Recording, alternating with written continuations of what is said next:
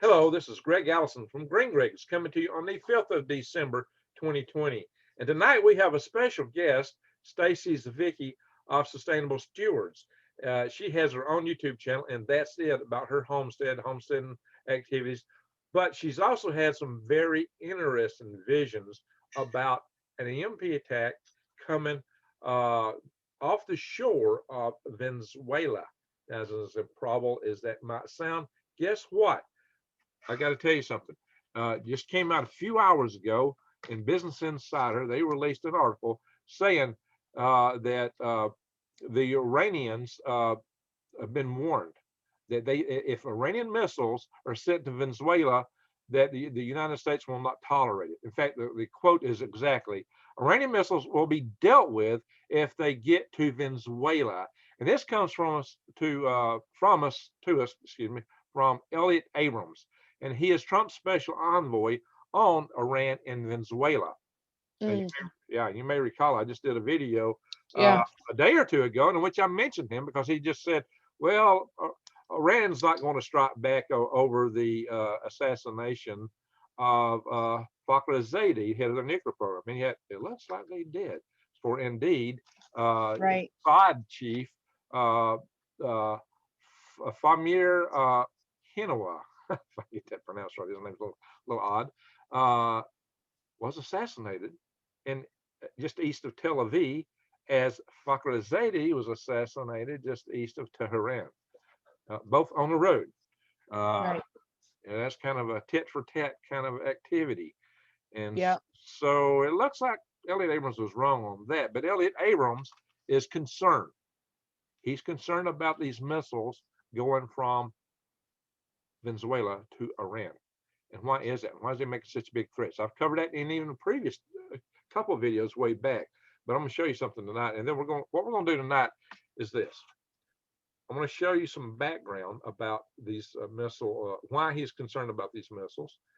And we're going to talk to Stacy about her dream. And I'm going to talk to you about, put it in the context of EMP. Because I've chaired 2 power grid defense conferences, by the way, just in case you didn't know that. and Yeah. No, you had said that. It's impressive for sure. and that's why Stacy contacted me about her visions initially. And we've got a lot to talk about. And the key thing is her visions were for, it seems, to be prepared by this month.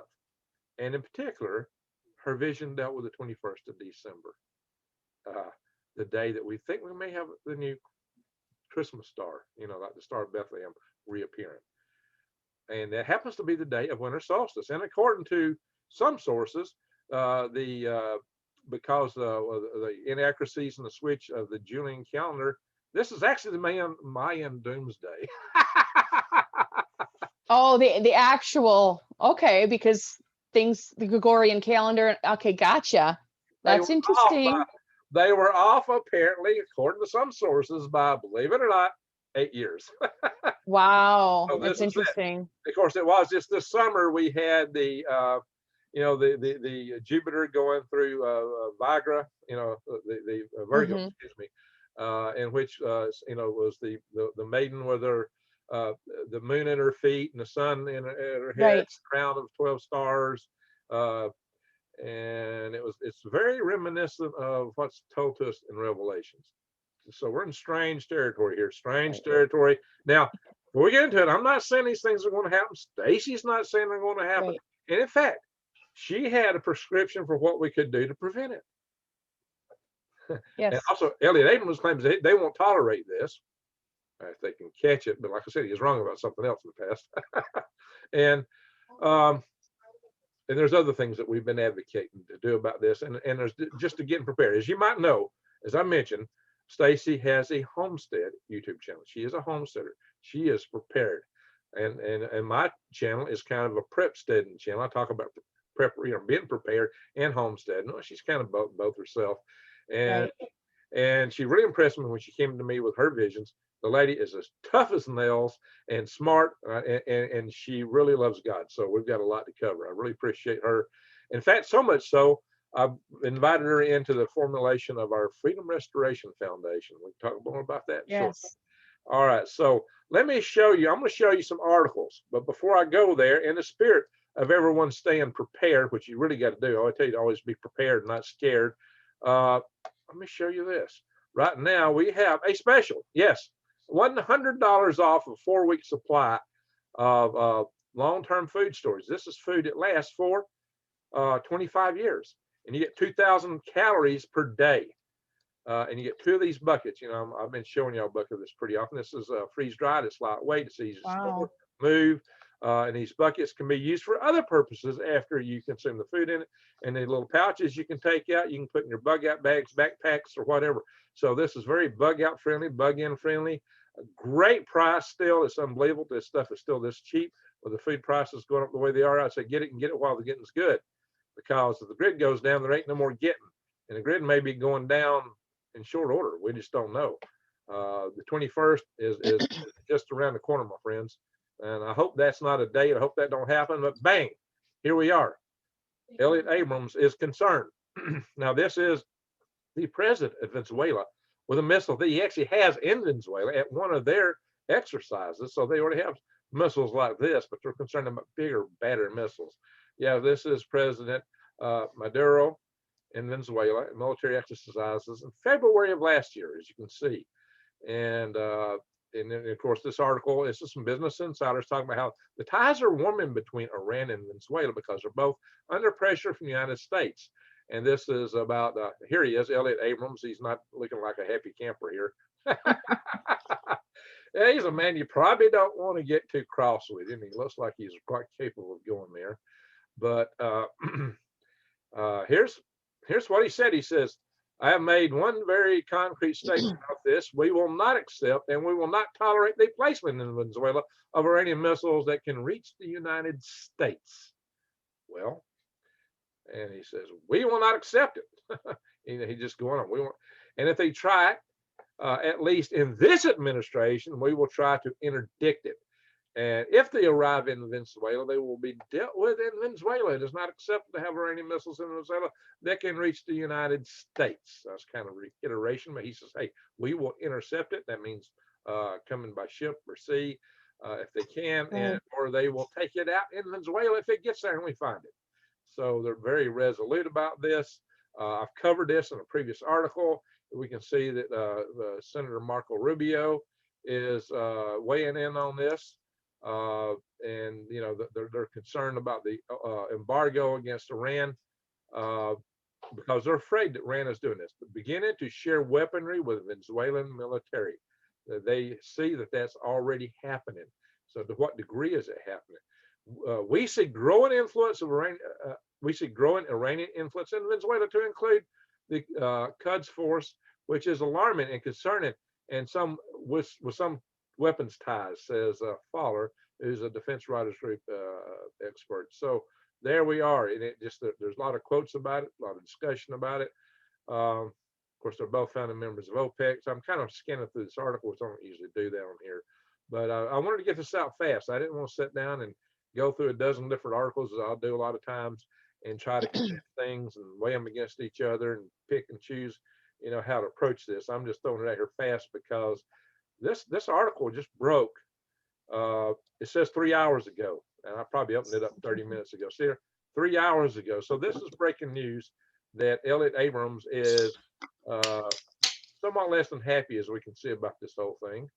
And this is what we've got to be concerned with. And here's, I'll show you some more stuff about it here. Hang on. As you may know, I covered this particular plane right after it landed in Venezuela. As you can see, this is a Boeing 747 cargo aircraft. It's a big plane. Yeah, big plane. It went from Iran to Venezuela, and it was a sanctioned aircraft that wasn't really supposed to do that. We don't know what was on board. There could have been missiles. We just don't know what was on this aircraft. But it's more than that. Here's the big news. Bam, this is probably what's got them really cooking now. Biggest Iranian flotilla yet en route to Venezuela with fuel, it says, with fuel. Well, it may have fuel. Is there something else hiding in there? Well, what do they need fuel for? It's Venezuela. They're sitting on more fuel than anybody in the in the hemisphere. Because they're commies. They don't know how to produce stuff. Right. Yes. Wow. Everybody thinks communism is a utopia. All the kids today, we just got to go communist. Well, they're falling apart. Yep. You know, as we can see, Venezuela's been having troubles for ever since they went communist. They've been, the whole country's just falling apart. But see, communism removes a lot of incentives to produce. Right. People, a lot of people don't realize without these incentives, you don't produce. You have to have incentives to make things happen. Anyway, so that is it. Oops, I don't need to see all the ads down there. Oh my gosh. I put some crazy stuff in ads these days. All right, so there we are. It's there is something going to Venezuela right now. It's the biggest flotilla yet. And this was updated today, posted yesterday, updated today. And this was 3.5 hours ago, roughly. This was, several weeks ago. But here we are. We got a story. There's planes going down. There could be a plane en route now or tomorrow, and we wouldn't even know it. We found out about this guy, and you're not going to interdict a plane in the sky unless you shoot it down in the sky. I mean, we might board ships en route, but will we? A big flotilla like this, are we actually going to board these ships and go on board and do a search? And would we find anything? As we know, and I've covered in this channel, let me stop the share. As I've covered in this channel already, there was the Chong Chong Gang stamp chamber that was floating around in the Caribbean and in maybe the Gulf of Mexico. It was a North Korean ship that when it had been in the Gulf of Mexico and the Caribbean, and when it came back through the Panama Canal going back west, on its way out, they decided to do an inspection of it. And it wasn't planning to go through the Panama Canal region, but something happened that caused them to kind of get in a hurry. I forgot the details, but they were originally going to go around the Cape. But they went through the canal, and somebody decided to inspect this ship. And lo and behold, under a whole bunch of bags of sugar in the cargo hold, they found 2 complete missile launchers with inside the missile launchers installed, ready to erect. They could have been on the deck of the ship while it was going around in the Gulf of Mexico. The Chong Chong. When was this, Greg? 2013, I believe. 2013. It was either. And I'm getting my 13s and 16s mixed, but. And just think how much more of this stuff has happened since 2013 that we don't know about. There you go. There you go. So that's the point. They've already done a dry run exercise to check out missile launchers on the deck of a boat in these waters that you saw this vision off of. So it occurred to me some time back that if anybody wanted to hit the United States, that they would do it from the south, and particularly off the in association with an unstable country such as Venezuela, where they don't know what's coming in and out of Venezuela. The Venezuelans don't know.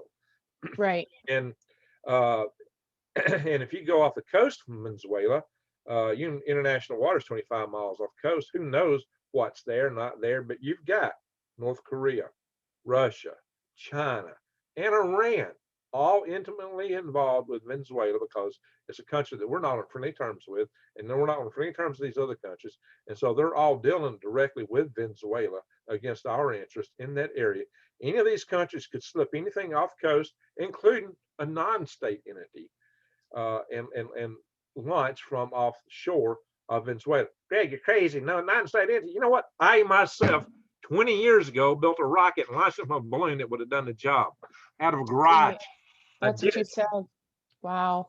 So I didn't have a package that would cause an EMP on it, but it could have carried one. It was my Hark Cat's Prize rocket. Built it for the total budget for that project was something on $150,000. But I did a project just a few years earlier in 1997. I launched another rocket from a balloon over the Atlantic Ocean from Topsail Beach in North Carolina, and made a Guinness Book of World Records, 1997. Wow. They said it was 1998. They got that wrong in this book. But So I've got experience launching these rockets, and I went off of a boat called the Mr. Offshore when I launched my Cat's Prize rocket. I've also been off other boats out there. I have done these kind of operations in the sea, launching balloons and rockets. A balloon will get you up to 30 kilometers roughly, you know, Wow. 20 miles high. And So, see, and most of us Americans, and I'm just going to say, Greg, because we don't have the expertise you do, when we think EMP or nukes, we think big. Like, man, it's going to be something. You have to have big equipment. You have to have a big cargo plane. But you're saying no, it can be done on just a little boat, and well, here's the thing. The smaller nukes can be optimized better to produce the gamma rays than the bigger nukes. The reason is the bigger nukes, you have to put more shielding on them just to be able to handle them. And the shielding inhibits the gamma rays that come out. It's the gamma rays from nuclear detonation that cascade through the atmosphere, and they knock off the electrons out of atoms in the atmosphere and cause a wave of electricity to move forward. That's essentially how an EMP gets started. And there's three forms of EMP: E1, E2, and E3. And E2 is like the giant lightning bolt, which you probably saw in one of your okay, visions. But and the other two are short wave and long wave radiation forms, which the shorter waves will take out your smaller devices like your cell phone. The longer waveform is what you get with something like a solar coronal mass injection. That's all long waveform, and that will hit you on your power lines, on your rail yeah, lines, pipelines. All of them's going to take out the power grid. And with that power grid, you ain't got diddle. right. I mean, if you Dark think about the ages, fuel, the water, they're all pumped. The pumps are electric. right. Trucks that drive on the highway have to have fuel. The fuel is pumped by electric. Right. The these big refineries are mostly running on electric now. At one time, they were able to sustain themselves, but as things get smarter and smarter, you're putting in more and more electronics that's going to fry. Uh, Right. the smarter we get, the dumber we get. The smarter our grid, the dumber the grid. For survival against and resilience against. Oh yeah, they're selling the idea of the smart grid on the premise of resilience. Oh my gosh, how ignorant. Right. Right. So there it is. What I've just shown you is that we have officials in the government who are concerned. They have reason to be concerned because there's shipments. Greg, Iran don't have nukes. Really? I didn't say as Iran was going to do it either, did I? Right. Right. But I had intel when the Soviet Union fell from a friend who was in a place where he could have had that kind of information. And he informed me that he was in a meeting in which he was informed.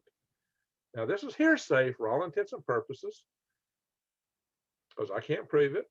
So this is hearsay as far as I'm concerned, but it's possible, it's plausible. He told Hmm. me that when Kazakhstan fell, that two complete erect uh, Soviet missiles, I don't remember which ones it was, with nuclear warheads was transitioned to Iran. Right after he told me that, news came out Wow. that Kazakhstan made a decision to give up all their nukes. They sent them back to Russia. It might have been, oh crap, look what got loose. We got to get rid of these before we Right. get in trouble. Because Right. right after the guy told me it, right after he told me that, that announcement came out, I was like, oh my gosh, Wow. that was scary. So it is possible, it is plausible, as we know, a lot of people in a lot of these Soviet bloc nations, including Russia, were destitute when the Soviet Union fell. They were poor, they were desperate, and nukes were gold. And Sure. and there were people that would have bought them. They could have been sold, and we don't Mm. know. There's a lot of rumors of stuff that slipped out in those days. There were facilities that had no physical security. Anybody could just walk in and got stuff. So what's Wow. out there? Who has it? When Right. you have a high supply on one end and you got a high demand on the other end, and there's no barrier between them, stuff's going to flow. Right. Right. Stuff's going to flow, and that's what we're looking at here. And we had stuff here, money here, poor here, wanting the stuff here. Hmm. That's like the north and south poles of real strong magnets. Click. Uh, Yeah. so it's very plausible that things got traded. It's also thought what was it, the Ariel Sea, one of those seas up there where the Russians had a island in the middle of it. They were doing a lot of bio research, like smallpox weapons. Well, the sea dried up, and it's like a walk from a lot of the it's overland now to Iran and other places like that. So there could Sure. be other stuff out there. So I have been on this enough. What really caught my attention was Stacy calls me. She'd been watching my videos, and she wanted to know about these EMP things, and I've been covering that on this channel. And suddenly, I'm listening to her, and she's describing things. It's like, how would she know this? She tell me, she worked for a dairy, and she has a homestead. She's not an engineer. She's not a nuclear scientist, a rocket scientist. She's not an electrical engineer. She milks cows for a living. She has a homestead, but Yeah. she's had this vision that not only talked about an EMP, she talked about a delivery mechanism that only the best of tacticians, military strategists would have thought of, which I was talking about here. So, Stacy, what did you see? Well, Greg, I had a series of dreams starting 10 years ago. And I don't know if you want me to start with those, or do you want me to start with just the one specifically with the missiles and where they came from? We'll start with the missiles first. Okay. You did that in June, then you can back it up. So yeah, it was about June of this year. I had just got done with my husband, because I said I had a series of these dreams, and called my friend and praying and fasting and praying fervently for God to give more details on what he'd been showing us and time frames and things like that. And it was about 2 days later. It was June of last year, so 2019. And what I had seen shook me to my core. I literally woke up. I'm not a crying woman. I just am not. I'm a northern farm girl. You know, I come from big stock. We aren't moved a lot up here. You know, you're Viking. You're tough as nails. But I'll tell you what, I was moved to my core, and I woke up crying after this dream, and I'll explain why. So the dream starts out. There's a personal part of the dream at the beginning about a Ford tractor, and how the Lord is going to be bringing that about for us. Then he says, all right, you need to get in this Saturn. This is a 2000 Saturn. The last time this Saturn, and I already knew by this point in the dream that he was talking about the planet, not the car Saturn, right? It was just a tool for me to understand what he was saying. But the last time this Saturn came around was in 2000, and it's going to be coming around again. But it's up to you, daughter, to look to see when this Saturn is coming around again, and pay attention to when it was here in 2000 and when it happens again. He said that specifically. So I noted that. Now we're driving along, and we're about 35 minutes east, and we're going through a town, and I immediately look to the right, and I see this big, thick book. I mean, thick book rises outside the window. I roll down the window. It comes in, it sits on my lap. I look at this book, and it's in Hebrew.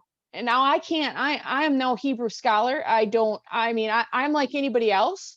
Where I go to blueletterbible.com to figure out what's what.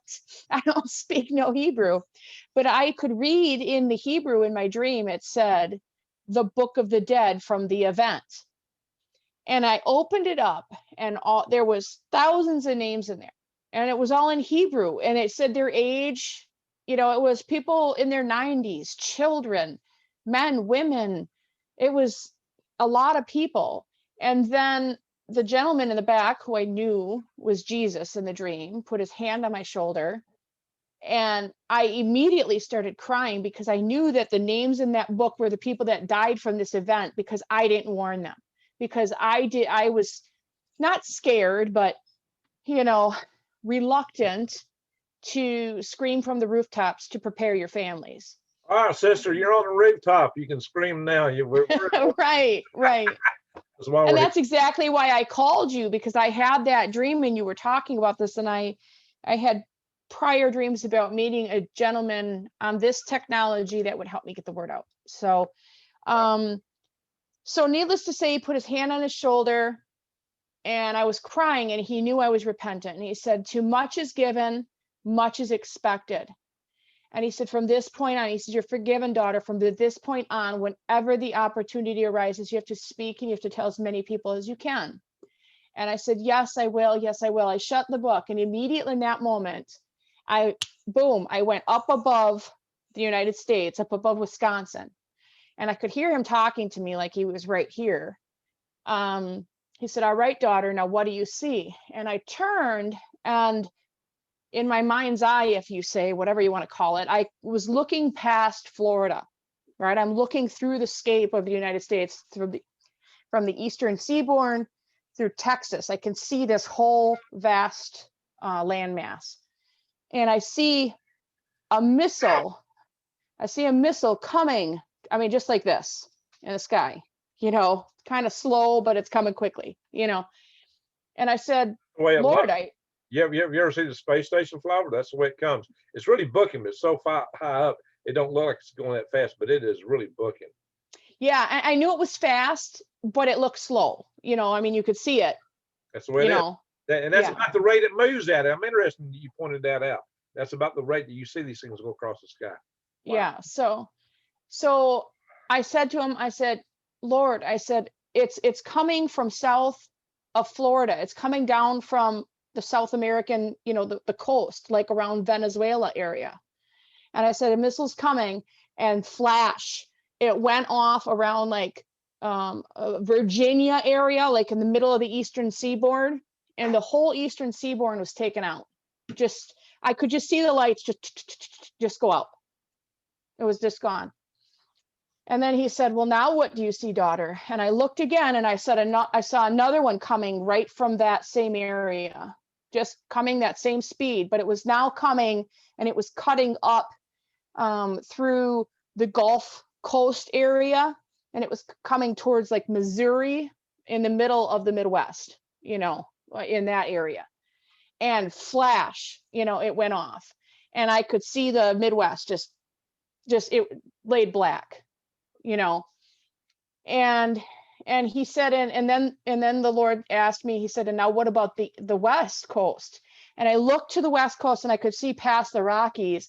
And this isn't in my knowledge or my teaching, or I'm not formally educated in any of this. So for me to know these words in a dream, it's not me, I said they don't have to do anything with the West Coast, because these two EMPs are going to be so cataclysmic to the whatchamacallit sphere. What is it called? The ionosphere. And there was another word I used. It's just leaving me at the moment. That it's going to trigger a earthquake on the West Coast. And I happened to wake up that next morning to look that up right away. And that is a thing, that if there was an EMP big enough, that it can trigger earthquakes and things like that. Magnetosphere, that's the word. It's gonna devastate the magnetosphere. And I didn't even know what magnetosphere was. So immediately the next morning I got up, started researching these words. And I was like, oh, magnetosphere is a real thing. It's a real thing. So needless to say, I came back down into the car, and he looked at me and he said, "I love you, daughter." He said, "Be diligent about warning people. And remember, this Saturn, which came around, and which is a 2000, will be coming around again. You find out when." So immediately I looked up magnetosphere, those words, and I knew he was talking about the planet Saturn. So I looked up the last planetary alignment, Saturn alignment, in 2000, what it was called, the Saturnalian alignment. And it happened in 2000. And the next one projected to happen, Greg, is this December 21st. This December 21st. Now, this one's going to be extra special because in this particular alignment, Jupiter and Saturn are going to be 1/10 of an arc second apart. They're going to look like the gigantic star in Right. the sky. It's going to be the Star of Bethlehem star. Right. But your Now, Greg, vision was I have to, visions, and then here we are with something that's yeah, like the Star of Bethlehem. It's not happened in what, some hundreds of years. I've seen two right, films on one says 800 years. right, Won't happen again for hundreds of years later. right, This is coming right after also the Jupiter being inside of Virgo, and all that stuff, this summer. And it's just, maybe it don't mean anything, but right. holy And it smoke. may not. And this is what I tell people. I know he was telling me that date to tell my family, to prompt my family to be ready for us. I'm not saying that this is going to happen that date and or even that month immediately, but we are to be ready, because what happens after that date, I felt like he was saying there's going to be a domino effect. Now, keep in mind, Greg, um, I had just had, prior to this, a dream about my grandmother dying last December, okay, and a plague spreading over America and America shutting down. So when December of this last year came, January, February, March, my grandma died in December, and the country shut down from the pandemic. So I had that happen. So you can imagine getting something like that from the creator, right? Grandma dies. There literally is people dying from a virus. The country shuts down. And he says to go home, close your doors. It was kind of like that, the movie Moses, where the spirit of death goes through, stay home. So when this virus came through, we took it very seriously. We still take it seriously. We don't live in fear, but we're very conscious about not calling it a joke like some people are. Okay. But so when that happened, and then you call me tonight, or you message me tonight, and you send me this article about Trump, and his administration, what they're saying Iran is sending to Venezuela. My heart sunk, because when you get these things, I mean, we've had dreams about us moving into this Amish house, and we've had things that have come to pass, and it's a blessing, and we are so thankful and so humble that we receive these words of knowledge. But when things like this happens, it's very humbling, and you get a shaking in your core. So when you called me tonight, I was glad you gave me an hour to prayer. I went and took a shower, I went and took a deep breath, and I relaxed, because it's a very shakeable moment, so to speak, because in your mind you go back to all the words that he's given you. And for you to say that Venezuela is getting in deep with Iran and Russia and China, and now there's shipments going there that with nukes and missiles. I consider myself a history buff, right? And I know a lot. We don't know for a fact what's in these shipments, but Right. what we do know is it's been said that the military is actually of Russia and China. They've flown their military planes into Venezuela already, especially Russia made a big deal out of it. And we know that the Iranians in particular are sending a whole lot of stuff in military technology and systems into Venezuela. And Right. there was that the 747 that landed there several weeks ago, and now this largest flotilla. But the flotilla is said to be oil, so we don't know that there are nukes going there. There is concern that something Right. could be going there. Right. We don't Right. know. We can't prove definitely that Iran has nukes. Right. Now, Right. some people say they actually have produced their own by now. Some say they're close to producing their own and some say that, as I said earlier, I've heard reports that they actually already had two and have had two for some time. Your Right. dream was two. And it's like, Yeah. really? I mean, your dream was two. And by the way, if you get one high enough over the Midwest, it will take out the West Coast. But what you're talking about is kind of a piezoelectric effect in the crystals of the rock and the crust of the earth. There's something called earthquake lights just before an earthquake. The tensions are grinding so hard, the crystals are releasing electricity. It creates lights like a little aurora over the earthquake Okay. zone. Now, crystals are like this. If you put them under mechanical stress, they will emit electricity. That's how your speakers work, you know, or the microphones. You're talking into it, and you're pressing that piezoelectric in there, and it's putting electricity on the wire. But when you put electricity in it, it translates the electricity into mechanical movement.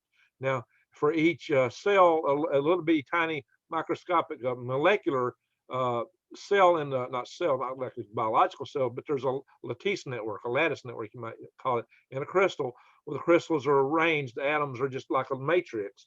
And so when you squeeze them, they emit electricity. But when you put electricity in them, they expand, they move. So suddenly, if you put a huge chunk of electricity in them across each little lattice structure, it's nothing. But integrated across a vast sheet of granite, you could get some movement. It might be enough. It might. I'm not saying it will or it would, but it Right. might possibly be enough, given that you have so many earthquake zones that are overdue. The San Andreas and the subduction zone off the coast of Vancouver and Seattle. Um, given the tensions and the overdue natures of those zones, the Cascadia subduction zone. That's what I'm thinking of. Take a minute for the words to come get dialed up, and here a little guy running Right. over head find the right word where I think tripped on neuron. The neurons are slick, but but the these zones are all overdue. They're all in a very high tension right now. So something like that could be a trigger event. I don't know. It's not wild pseudoscience, but we do know the piezoelectric FET works. We do know there's earthquake lights. And so you pump it in the other direction, something as big as an EMP, the E2 out of it, particularly, that might just do it. So it just could happen. I'm not going to rule that out at all. But I do know that if you put one EMP over the Kansas right in the center of the United States, Nebraska would probably be more powerful at that location. The way the waveform would propagate, it could take it everything in the United States and down into Mexico. It just depends on the altitude. It's very altitude Sure. dependent. Sure. Now, maybe these missiles just aren't. Maybe they won't get the altitude, but if they're going that far, they've got the range. So it depends on what kind of missile they would use. If it's something smaller missile on the back of a boat, maybe that's what it's capable of. I don't know. Maybe the missiles that came right out of Kazakhstan, for all we know. What Right. we don't know what is out there. We don't know what might be coming. We don't know what might have been slipped in already. Like Elliot Abrams says, hey, if we will intercept them, we'll interdict them. If we know they're in transit, if we find them there, we will take them out. But you got to find them. They could just stick them on a ship and sneak them out in the water and erect it. And while you're looking on land, this thing's on a ship. That's the way you saw it offshore. That's the way you described it. Yeah. Now, Greg, I have a question for you because, again, we people that are just working and living our lives and don't know the science or the military stuff behind this, we assume, right, that we have like the Star Wars defense, anti-missile defense like Israel does here in the US, that we can just take out anything that comes our way. If something were to come from South America, Venezuela way, do we have the capability to knock it out of the sky? No. Is that even it? No. Okay. No. We have 2 missile defense sites. One of them is in my prior duty station, the last base I served in the military, which is Fort Greely, Alaska. When I left there and come back to the, I wound up working missile defense on the predecessor to that system, in fact. The other site is Vandenberg Air Force Base. Now, there is a new missile that they're putting on ships called Aegis, an Aegis system. And they're probably positioning these in Pacific and around Russia and places like that. We don't even have a radar system in the Gulf of Mexico to look south. We have the dew line and other radars looking to the north and keep an eye on Korea, but we don't have anything to the south. At my Power Grid Defense Conference, my very first one held in 2016, Ambassador Hank Cooper came to my conference, and I had him talking about the prospect of putting the shipboard type system, the Aegis, called Aegis ashore, and around Pensacola, maybe Eglin Air Force Base or somewhere like that, to look south and be able to defend us from this kind of event. We had it at my very first Power Grid Defense Conference calling for that, and I have had Ambassador Hank Cooper on my channel here. And he is the one guy who's done more than anybody in the United States to get the power grid hardened in the Carolinas. And he told us how And that's Frank Cooper, you said, right? Hank Cooper, Ambassador. Hank Cooper. I'm writing down as you. Yeah, he at one time, he was the director of the Strategic Defense Initiative Office, SDO, Ronald Reagan Star Wars program. He was Oh, wow. He's a Pentagon level civilian officer, one of the top people in the Pentagon over one of the top programs of national defense ever. And I've had him to Huntsville 2 times. I've had him on this channel for an interview, and he's willing to come back. He's a really nice man, a good man. He cares about things. He's trying to get things done. And he's telling regular people what to do in their states and how to get started with the EMAs and the power companies and what to do. And add on my channel. That's one of my least watched videos. Just like, are you kidding me? He was the biggest name I ever pulled into my channel. I watched that video, and I'm actually going to go back and watch it again because I've watched a lot of videos on EMPs since I've been getting these because I want to get educated on them. And man, he was a wealth of knowledge. I mean, why people didn't watch that beats the heck out of me. They can just not watch any video I've ever made. Watch that one. Right. That's the most important video I got on. Repost it in your community section. Repost it. I have. And I created for a while a special breaking news, and I put it up front, and I left it up there for a long time. And that got it up to 1,000 views. So really, it may be YouTube trying to stop it too. That may be the thing. So. Well, they're raining on my channel hard right now. It seems. Right. So, yeah, these past few weeks is the first time I've ever been losing subscriptions, and I've been losing lots of them. And I think it's algor, no rhythm. Right. So, in any event, but I'm careful. I try to stay within all their guidelines. I try not to talk about things that tell you not to talk about, and I try to rate my videos appropriately. And they always say, "Oh, you did a good job," but it don't mean they like what you're doing. But this is important because there's several things to take away. Some people say, "Greg, all you do is fear porn." No, actually, there's several things you can do about this.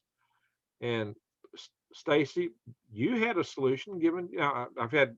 Get the grid hardened. Okay, I've talked about that for a long time. Right. And one of them is how you can get it started with your local community, get your local grid hardened, and that is Ambassador Hank Cooper's video. Stacy, you had a particular solution given to you what we should do, but you also had the backup you've been getting visions about the backup too. But what was the main thing that we should do? What is the main thing Jesus told you we should do? Personal and national repentance. Personal and national repentance. Get on your knees and repent. We live in a wonderful nation. We're founded on wonderful principles, but there's not a one of us here that, and Greg, I am willing, as you are willing, as many of the Freedom Restoration Foundation members are willing to fight for our nation. But we also recognize our sins as well. We're the first to admit the sins, because if we can't admit the sins to our nation, we can't move on. Because see, there's a simplistic truth. Call it biblical truth, call it natural truth, whatever you want to call it. You reap what you sow. You reap what you sow. Some people in the Middle East or in mysticism, they call it karma, but it doesn't matter what you call it. You reap what you sow. And our country has committed sins.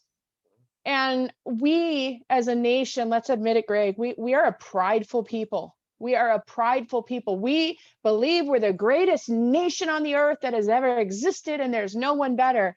And I'm not saying we're great, but there's a lot of pride in that statement that leaves room for some humility, right? To admit our sins. And let's face it, there are people that live all over this world and probably would say they love where they live too, right? Right. So hey, there's good people in every country. There's good people in every country, but here in America, we need to personally, repent for our sins personally and repent for the national sins. And as a government, have a governmental admittance. There's nothing wrong with humility. For some reason in our country, especially at the highest levels, they look at humility as a weakness. It's not a weakness. It's a strength and it's a gift. And when you admit and you take an inward look at the things we've done or are doing, then the creator, a God, the spirit, right, can come in and he can move and he can say, all right, I'm going to lift you up from the ashes, and I can work with this. But, you know, he can't work with pride.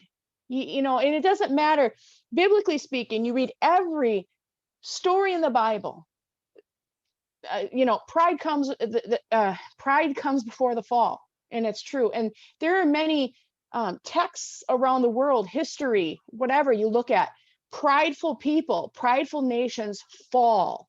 So that's my first and foremost solution to all this, is that personally, we as a people, we repent, and we repent as a nation.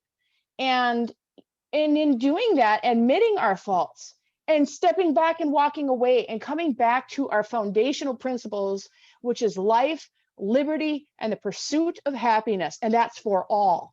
That is for all. Well, a lot of people forget the old quote in the Bible that said, pride goeth before destruction. That's right. That's right. Pride goeth before destruction. That's right. So caught up in yourself, thinking you're so good, you lose sight of everything, and next thing you know, you're no more. You're wiped out. Right. You know, in my younger days, I thought I was the smartest kid on the block. I was sharp, boy. I was, and I got a sense of pride there for a while, and I ate lots of crow pie after that. I had heaping doses of humility. Right. Oh, okay. I had a gift that took a little too far, so be thankful for your gifts, but you've got to keep the humility with it. And I'm just glad to be able to develop a platform where I can get word out to people, to get them thinking and warn them. And so what Stacy said is that this can be dealt with. This is not fear porn. This is something you can deal with. But the first prescription was to repent. And that is the number one prescription. But Stacy's also had a lot of visions and dreams that deal with homesteading and preparation, prepare. She's had visions to do that, and visions about that, including her home, her Amish home. She saw this home before she ever had it. And her visions are just so broad and so many, and so much of it's coming true. Tell us about the Ford tractor, for example. So what was that? The Ford tractor you mentioned a minute ago. Oh yeah, I'm still waiting on that. In the dream, I was negotiating to get a mid-size utility tractor, and the man in the back seat, which was Jesus, which I didn't know at the time, he says, no. He says, you're going to need something a little bigger than that, because you're going to have to be hauling logs out of the woods. You're going to have to be haying your own fields. And so the Saturn that I was in was actually going to be a barter for a Ford tractor. It was like an early 80s model. It was about $10,000. So I'm still waiting for some sort of a barter between somebody. Wait. So your Saturn was a barter for the tractor. The Saturn comes back around this month. Maybe you'll get the maybe that'll be your Christmas or New Year's. That may be, but I knew the Saturn had a double meaning in it, to you know, with time frame to all this stuff, and you know, I knew it had a double meaning to it. So I'm still waiting on that. You know, I don't know. When I had the dream about moving into this home, I actually dreamt it as if we were living with the Amish, and we became Amish, and we were living with an Amish family. And, you know, I woke up, and it's kind of a running joke in my family, because I'm the odd duck. I feel like I was, which we all know, we're all born for such a time as this. We were all born in God's perfect timing, but I have those moments where I feel like I should have been born in the 1700s, because that's really where I'm comfortable. If I didn't have lights, if I didn't, I'd be a happy camper. And so one of the things with that is, when I had this dream, my mom, I told her about this dream. She says, well, I always told you're an Amish person, you know, because that's kind of the running joke in my family. They all call me, you know, the Amish sister, or, you know, the Amish one of the family. And so after we had moved into this place, I had that dream, and it was like 2.5, 3 years later, we moved into this place. All of a sudden we're in here, and we're in here 6 months. And I was just sitting back thinking, and the Lord brought that dream back to me. And I remember specifically that dream and what that house looked like. A heating grate in the floor, steps going up, 4 upstairs bedrooms, the whole thing, to a key, to the details. And I just sat back in my seat and I went, oh, this is that home. See, I didn't become Amish. We just moved into an Amish home. But you're living as a homesteader, so that's kind of sort of Right. Amish. It tends to be, yeah. But I see now, I do live among the Amish. We have a lot of Amish population here. I would tell you that we're more prepared and self-sufficient than they even are. Don't be fooled. The Amish are very reliant on modern systems of heating. They have propane in their homes. A lot of them. There's different churches. So your old Amish sects are off-grid, wood heat. But the vast majority of the Amish homes, they got propane, gas, or propane light. They got propane lights, propane stoves. They always have some wood stoves, but the vast majority of them run off of propane. And they do have their buggies, but they rely on us for rides to town, for their shopping, for, most of the Amish around here, my gardens put them to shame. They've got 3 tomato plants, and that's about it. So I know when people tell me, well, I want to live amongst the Amish if something happens. And I say, well, that's not necessarily the key, because they're just as not prepared as the vast majority of people are not prepared. So, but I do suggest that people start preparing, because while I say repentance is the key, like that's the first thing we need to do. We need to get right in our hearts. That's right. But being right in our hearts, we always have a spiritual truth, and there's always a physical manifestation of that. Everything it appears or manifests in the physical. So the first thing we did, and unbeknownst to me, the Father provided our home without us even knowing. This home, the way it's designed, the one thing the Amish do well, if they burn wood heat, and this particular family did, is they design their home so that they've got a heat source in the basement, wood heat, just radiant heat, no fans, okay? And I apologize, my grandson's getting ready for bed. So there's a grate in the floor, and the upstairs steps come down right next to that grate. So when that heat rises, goes up the stairs, fills the upper bedrooms, the back of the house, and the whole house heats. All of our windows are passive solar. We got a vast amount of windows facing the south. We lit the stove up tonight because it was, we're down to like 15 degrees up here. But if it's 20, 25, 30 degrees during the day, we really don't put the stove on. We don't need it. We, once the sun starts setting at 4:30, because it gets dark up here early in the winter, then we'll light it up. And at 10 or 11 at night, that's the last time we'll load it up until the morning. So even if we get 20, 30, 40 below, we're still warm in the morning, so our shelter was provided to us. We were guided to it. So, and this is what I tell people, like my friends, when I tell them how to prepare, the very first thing is shelter. You can't, and that's the 3 survival truths is shelter, water, food, right? You always focus on shelter. If you don't have shelter, water and food aren't going to make a difference, because you could freeze to death at night. And then what the heck good does food do you, So get your shelter prepared. If you're in cold climates, wood heat is a must. And I know some people out there right now are saying, well, I don't have, even if I get wood heat in my house, I don't have trees. If this happens, people, that ain't going to matter. Any kind of public lands, right? DNR, BLM, as in Bureau of Land Management, any kind of lands like that are going to be fair game for people to survive, right? With that, another thing, chainsaws, gas, oil, chain oil, extra chains, and the equipment to sharpen those, and enough that you can preserve that gas and put additives in it to extend the life for 2-3 years if you have to.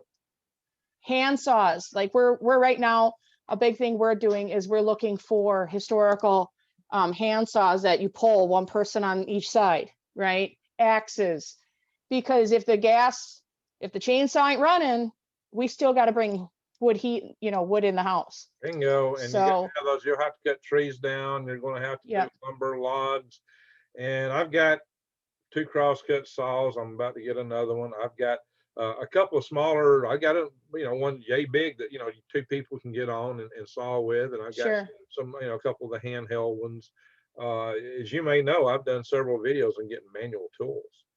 Yes. A lot of my shopping sprees to Dog Days Flea Market. That's really what it's all about. And I even went to Lowe's and spent over $1,000 just on garden tools because it's important. Yeah, but you need enough because you're going to break some. But I can set up a blacksmith shop. I've got all the blacksmith equipment, and I keep buying blacksmith tools all along too. And so that will help you make and repair tools. But you're going to break things, and it's not always easy to fix things. It takes time, and also, in my theory, you've got to have enough tools for your neighbors. You should have enough feed for your neighbors. I just did video today, and I'm going to post it during the week, talking about things like sharecropping your neighbor's lawns, or sharecropping your lawns, or you sharecropping the big farms, because they're not going to be farming anything, because they're not going to have the fuel. Have the system. So I want people to pay attention to that and watch for those videos when they come out. And I've done so probably Monday I'm going to do release a video just about taking a nature bath, because sometimes we just need to reset and get in connection with nature. And then I'm going to do the sharecropping video, and I got a couple of videos I'm putting out about I'm going to extend some opportunities for people to sharecrop part of my farm if they want to do that, because I'm buying a farm in Arizona, by the way. You bought it?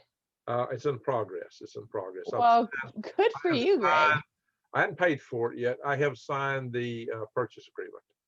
So good for you, Greg. It's in the title company's hands. We'll see what's going to happen. If something happens in the Southwest or Southeast, you have the opportunity to move and pick up and bug out if you need to.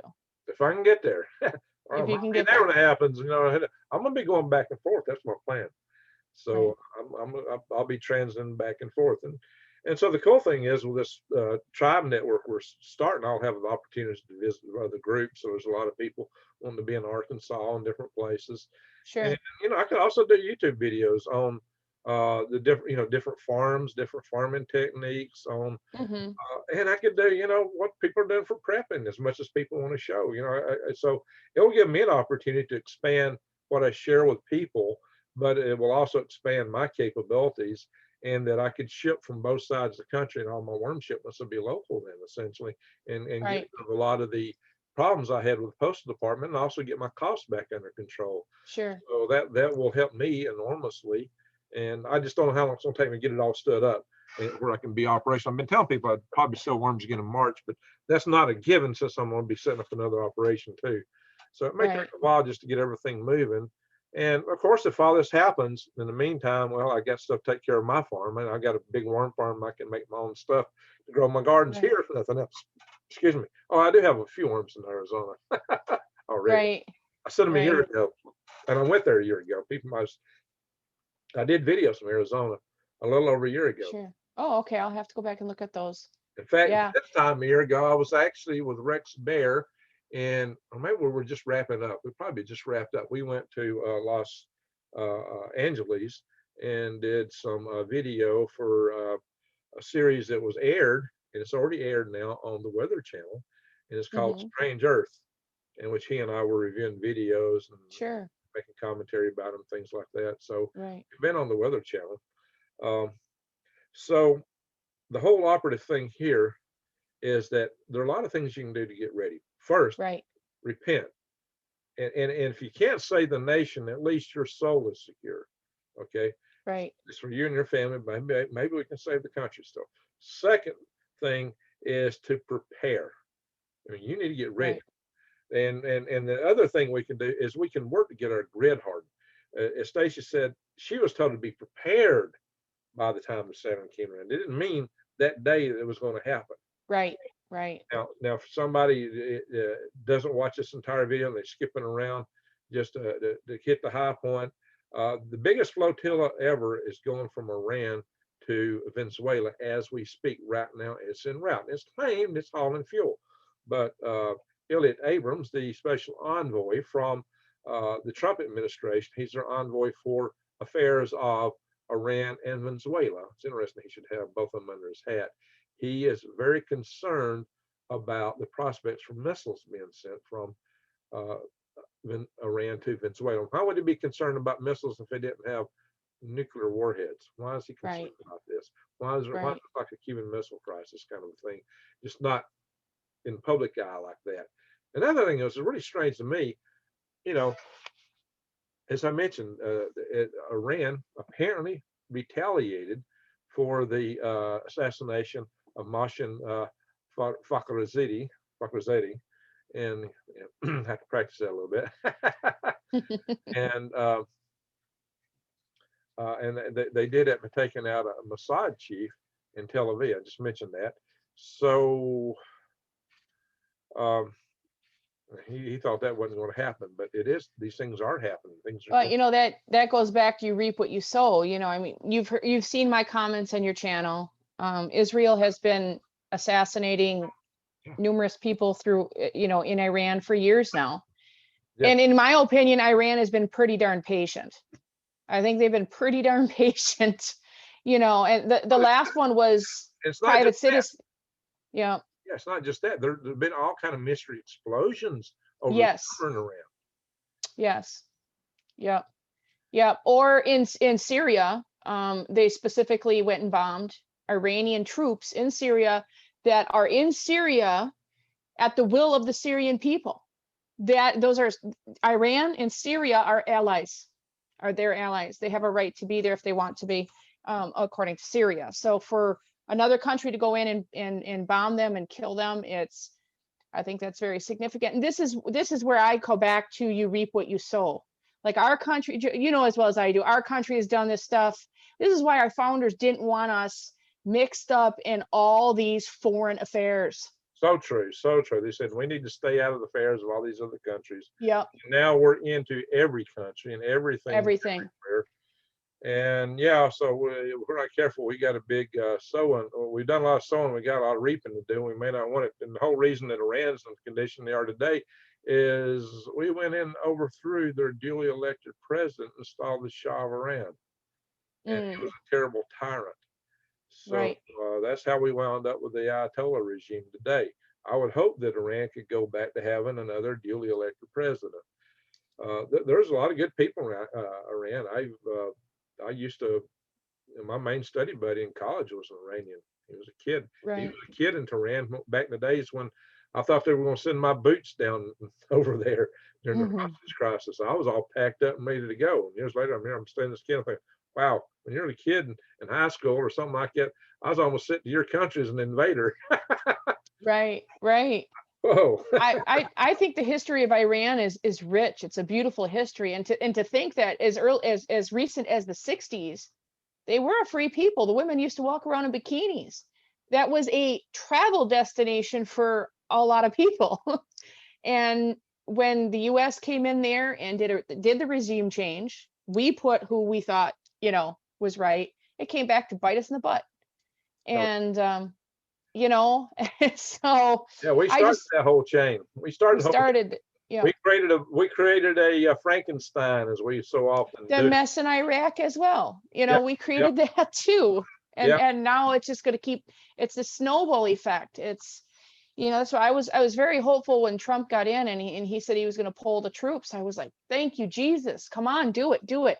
And I know now he's saying people are getting out, and he's basically just shifting people around right now. There's not a whole lot of pulling out, and there's been a lot. I don't know about you, Gray, but I've been reading about the privatization, about the mercenaries, the private companies there that are pretty much on the ground now permanently. So now it's not even so much our troops there, right? We got these private mercenary groups with no oversight, which that to me is scary. So I say all this with, I look at the dreams, I look at the visions, and I look at what's going on, and I think, dear God, how can we really blame these people? Can we really blame them if they were to do something like, because it's like, I'm a farmer, you know what I mean?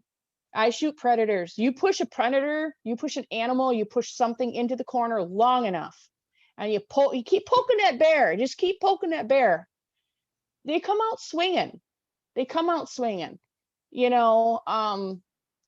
Any farmer will tell you, if you're going to deal with a situation, you get it done. You don't poke it. You don't keep pushing it. You don't antagonize it.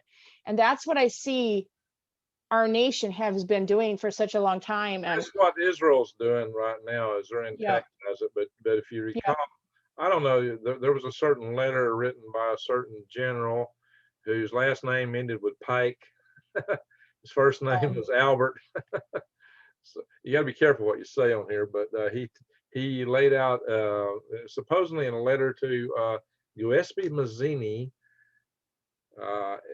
back in the late 1800s, 1871. He laid out a plan for 3 WWs. okay. And he now it was said that this letter was in a museum in England, and it was written about by a Catholic priest, Allendy or something like that. Okay.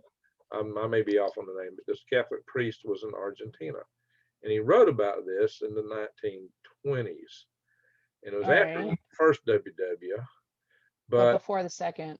yeah, then suppose this letter come up missing, and it was claimed it never existed. Well, I don't know. Of course, if you were involved in something like this and you had a letter in a museum and somebody pointed it out and told you this was a blueprint for a world takeover by Satan, you would probably hide it too. And that's what he was saying. Right, right. That's literally what he was saying. Now, I'm not saying this was, I'm just telling you what was written, what was claimed. But since then, the second one has taken place in the manner he prescribed it would happen. And the world stage is set as he said it would be set to initiate the third one. He said Israel would be created for the purpose of antagonizing the world and go into a third such occurrence. Well, it looks somewhat slightly suspicious, but everybody would say, Greg, it's just a coincidence. It's nothing.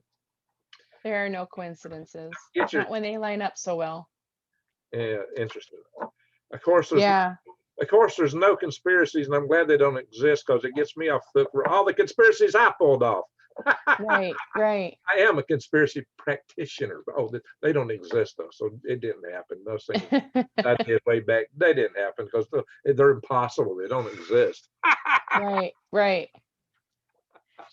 Well, I don't know if at any other time, Greg, if all this stuff was to come, we're really in a perfect storm right now. The American people have been primed through these shutdowns. Possible. They say it's not going to be mandatory vaccines, but we all know that they may take your job away. You're not going to be able to travel if Kim Iverson is her name. She's got a YouTube channel and she's out on the West Coast. She's a progressive, but even she's sounding alarm. She came out with an article today. Hey, look, they're announcing you got to have your vaccine card. You got to have these things. So never in our history, I think, have we been so primed for such an event for our people. And I don't say this to sow fear. That's not what it is, but our people to be enslaved.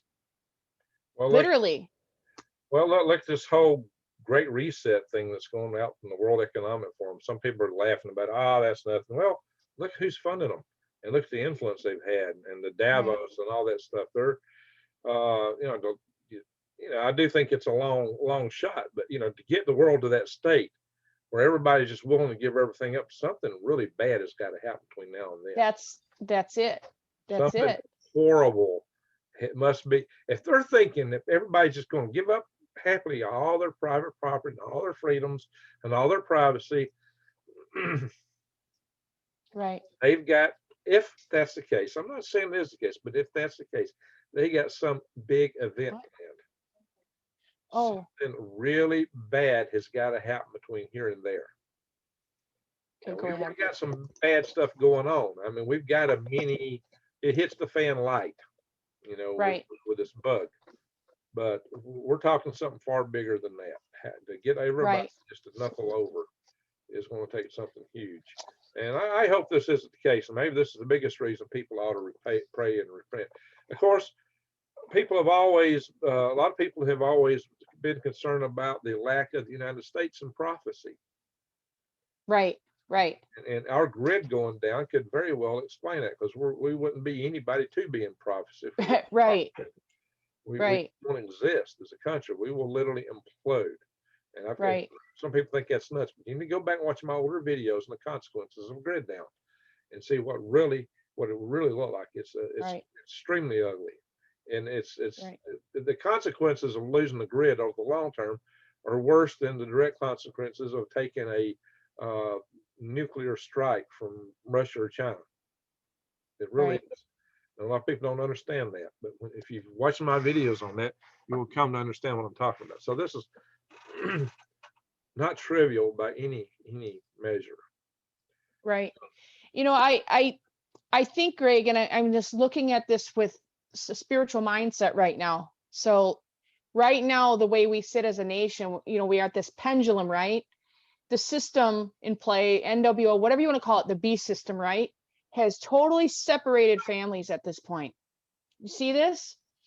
Through this virus, they've got people speaking as you and I are speaking. Now we're in different states, so this is one thing, but they got families that maybe they're 5 miles from each other, but they're on Zoom meetings, right? Not seeing each other. You got grandparents that are in nursing homes or homes. They haven't seen their family for months. You got kids that haven't seen their parents, so on and so forth. So right now the pendulum is way over here. The families are just, they're destroyed. They're severed, right? So that was one of the top planks in the communist platforms, was to eliminate the family. It's Right. also one of the top planks in the platform of that so-called derelict organization that was started by Adam Weishaupt in 1776 in Austria. Mm, You know what I'm talking about? yep. The order of the eliminated ones Right. started in May 1st, 1776. Now, what's interesting to me, and this is where on my YouTube channel, I like to give people a glimmer of hope, you know, because the Bible says, Jesus says that all things work together for the glory of God, for them who believe. You believe and you put your faith, right? Even the most evil acts can work together for you, right? God can turn anything and make it a good situation. Right now, the families are separated. If this happened, the one shining light in this, Greg, is families would be forced to come together. They would have to come back together under one roof, multi-generations, to survive this. And guys, at the end of the day, the most important foundation of our nation is family. That's what makes us a nation. Be So like the maybe be like the Waltons. that's right. But that was And that's a beautiful that thing. You took care of the parents and the grandparents and the kids, and right, the family was just that, from grandparents to the tots. And right, there was that cohesion, the sense of belonging. You know, you right. cared for. When the state doing it, the family did it. Right. So the There's community. no more talking to through a glass window in the nursing home to your grandparents anymore at that point. You're loving them, you're taking care of them. Yeah. And as hard and difficult and as tragic as it would be, that I take peace in knowing that would be a joyful thing, that families would be brought together and that the foundation of the family would be brought back to America again, you know. Um, you got to focus on those things, because if you don't, this stuff will tear you apart. That could You know, restart the country. But that's another reason I started this a tribe network. It's the idea that we can't make it by ourselves. We've got to form in groups. And I'm working a spreadsheet right now, and I'm going to start contacting people. I thought I might do it tonight, but this night is pretty much shot. I'm actually going to purchase the software to build the website for our foundation tonight. I've already actually bought another domain name. We were going to be freedomrestorationfoundation.com, but I got the .org. So we get to decide tomorrow night if it's going to be a .com or a .org. And also, I'm going to buy the software, and Mainly, the main person that's going to build our website is going to be um, Jennifer. So she working with Mike will be working our website, and I'll get Sure. my hand. But I'm gonna have the software. I'm gonna use it to restart my Worm website and some other things. So Mm-hmm. we're doing it all in WordPress. So I bought a different plan through Sure. GoDaddy and so forth. So we're getting all that set up. I've got the spreadsheet with the tribe information. But for people that don't know, yeah, I have actually set up another. I have set up a tribe email. I'm not sure it's the one I'm going to stay with. I do have Greg at freedomrestorationfoundation.com, but I'm not sure. I may switch that to .org. So I do have a web. Oh, to I have it the same. do have an Yeah. email set up, and I forgot I'd actually set it up earlier, but I'm not sure I actually remember the password. But I can fix it if I need to. Yeah. But And I would like to actually talk to you about that sometime privately, and because I know you're going to get people in the north, yeah, and I'm our family in particular is not necessarily on the same piece of property, but you know what the Amish do. When a house comes up for sale, they buy it. Even their church, whoever will buy it so they can get a family in there. well, tell me, And tell me, you had a particular vision of bricks being laid and it connected into your house, and it was basically telling you that your house was a survival spot. Tell us right. about that vision. Well, there was bricks being laid, there was houses being built out of brick, there was barns being built out of brick, and brick, as you know, is very significant because a tornado can come through and that thing ain't moving, and it's not moving. And mine was at the back of it, and he told me that it was hidden in plain sight, that we were going to be a part of those safe houses, and he said specifically safe houses.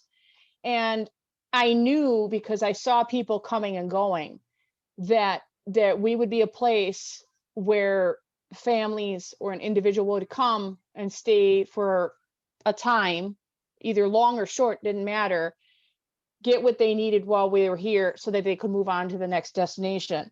And because of that, I'm a homesteader. I grow the vast majority of our meats and our produce, actually 100% of our meats and our produce. But I can grow wheat, but really there's no point in it when wheat and berries are so cheap, right? I have the ability to grow it if I need it. If I have to do it, I can do it. I know how to do it. But for right now, because of these dreams that I've had, it's been a big focus of mine to buy bulk beans, rice, and like dry milk, things like that. So when these families come, I can give them a care package, whether it's a week, 2-week care package, so they can get their families to that next destination. I will not, my husband and I will not be the family that says we're going gray. We're shutting up. We're gonna make it look like we're not here and we're lone wolves and we're in it for ourselves. Because we truly, truly believe in the statements that I've said earlier, that you reap what you sow. And for us, of course, you have to have great discernment. You have to be prayerful about who you engage with, right? But I could not morally or consciously turn a family away with children. I could not do it, even if somebody told us that I would have to give them something, and and so they could move on or whatever. But I couldn't do it. If Of course, like I said, that has to be done with great discernment. But I know through study of history, wars and things like this, and even just during the Dark Ages, right? Communities that were vibrant and alive and had a presence, right? There was a human presence there. Those were the ones that made it through the hard times. It wasn't the people that went underground and locked up stock and barrel. And so I get people that email me and comment on my videos all the time that we're going to be a target, we're going to be this and that. Well, actually, no, because what we have done here by having a large greenhouse, by having the gardens, and me having a CSA and already have produced for dozens of family and knowing how to do it, I can produce for a minimum of 25 of my neighbors in every direction. So I have that's important. That's important because what that says, is you can teach other people and other groups and other places how to do that, how to implement Right. that. And this is how we should use this platform and use our organizations like our Tribe Network, Freedom Restoration Foundation, things like that. So I'm setting up this Tribe Network, and what you have there is a vital skill, because I was talking about that in videos I just filmed today, was that sharecropping your neighbor's lawns. And I Right. talked about from the standpoint, well, you can sharecrop their lawn, or you can cut a deal where they sharecrop your lawn, especially if you're infirm and not able to do things. You could have the property, the tools, the seeds, and maybe a little Right. know-how, or tell them where to go to get it, and make it a deal with people. Say, hey, come sharecrop my lawn and give me half, and the rest you take. Or Right. and the farmers, their tractors aren't going to be running because they're not going to get fuel, and there's big tractors Right. going to have software updates that can't run. Right. Right. So there's going to be, most of the farmland is going to be fallow. The landowners would be happy if somebody could come in with manual tools and seeds at that point. Then they laugh at you. Right. But after this event, they would be thrilled if you could come in and grow something on any portion of Right. the land. Right. Uh, And that's the main reason why, Greg, that's the main reason why 10 years ago I started going no-till. mhm. I can plant, Greg, I can plant 300 tomato plants in 2 hours by my tools and what I do. Wow. You know, because I spent $150 on a simplistic tool called a stand and plant, right? Very well built, American made by a small family, and I believe they're from Missouri, if I'm not mistaken. And I have no qualms about that. I got spare parts for it. If a little mechanism breaks or whatever, I got spare parts. I can do 300 tomato plants in 2 hours with the assistance of my daughter, my at the 11-year-old daughter, just going. So it's things like that. I've been getting a lot of questions from people in the Southwest. You know, they think because I'm up here in the North, I can't teach them how to grow in the Southwest. But Greg, I have designed permaculture gardens, and that's what I do. I take side jobs and I design gardens. Okay. Wow. And I last year, I did not this last summer, but the summer before, I designed a permaculture garden, an acre garden in the middle, which is the most odd, arid, desert-like county in Wisconsin. If you go 45 minutes to an hour south of here, it's called the Big Flats area, and it's named that for a reason. It literally is sand dunes. It's amazing. In the middle of this vast, very beautiful soil, it's just sand, and it's a desert. And this huge company, this golf resort from Europe and New York, came in to build a high-end. They have like the GP, whatever, that they have the big golfers come there to do their things. And the reason they built it there was because of this, all the sand. I had been selling produce to the restaurant there for a couple years when John, the chef from Chicago, came to me and said, "Hey, I want to have a meeting with you." I thought we were just going to have this meeting about, you know, what he wanted me to grow for that season. And he comes to me and he says, "So Stacy," he says, "if I was to plant a garden down here, you know, what could I grow?" And I kind of giggled and I laughed and I said, "Well, not a damn thing."